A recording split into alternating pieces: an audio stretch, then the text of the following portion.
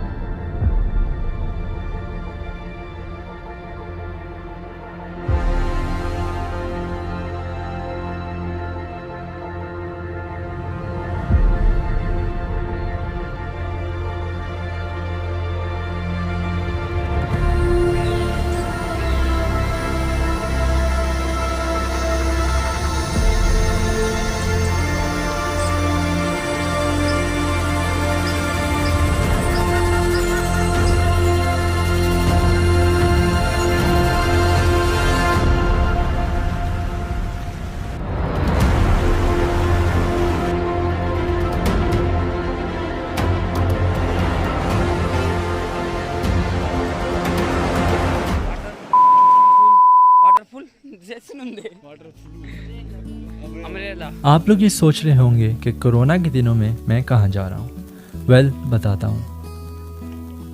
कुछ दिनों पहले मैंने अपने दोस्त की प्रोफाइल में कुछ वाटरफॉल की पिक्चर्स देखी और यकीन करें मैं देखते सारी फ्लैट हो गया। इंटरनेट पे सर्च किया तो कुछ पॉसिबल आंसर्स ना मिले, तो सोचा कि बैग पैक किया जाए, कुछ दोस्तों को साथ लूँ और निकल जाऊँ देखने के लिए। जब किसी चीज़ से दूर होता है तो उसकी चाहत का अंदाज़ा तब महसूस करता है। यह है सजीकोट वाटरफॉल, जो कि लॉकडाउन की वजह से टूरिस्ट के लिए बंद थी, इसलिए हम आगे चल पड़े पूना की तरफ।